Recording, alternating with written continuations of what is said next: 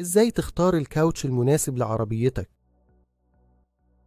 لسلامتك وراحة عربيتك؟ تعالي نشوف إزاي تختار الكاوتش المناسب لعربيتك. أولاً، نوع الاستخدام. لو العربية بتستخدمها في المدن، على الطرق السريعة، أو حتى في الصحراء، صيف أو شتاء، ده هيحدد نوع الكاوتش اللي تختاره. ثانياً، مقاس الكاوتش. هتلاقي أرقام مكتوبة على جنب الفردة زي كده: 255 على 55 R16. إيه يعني الكلام ده؟ الرقم الأول 205 ده عرض الكاوتش بالملاليمتر. الرقم الثاني 55 ده نسبة الارتفاع إلى العرض.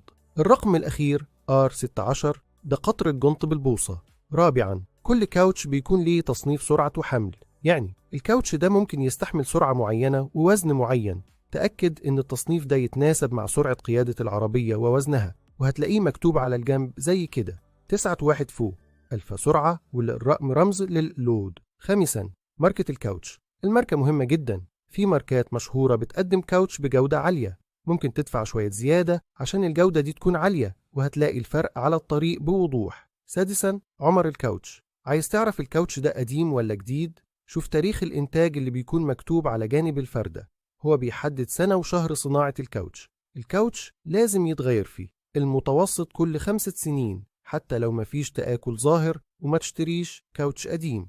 أخيراً، لو عايز تغير مقاس الكاوتش، ادخل على النت وابحث علي المقاس البديل لمقاس عربيتك. مهم جدا تختار الكاوتش المناسب لسلامتك وسلامة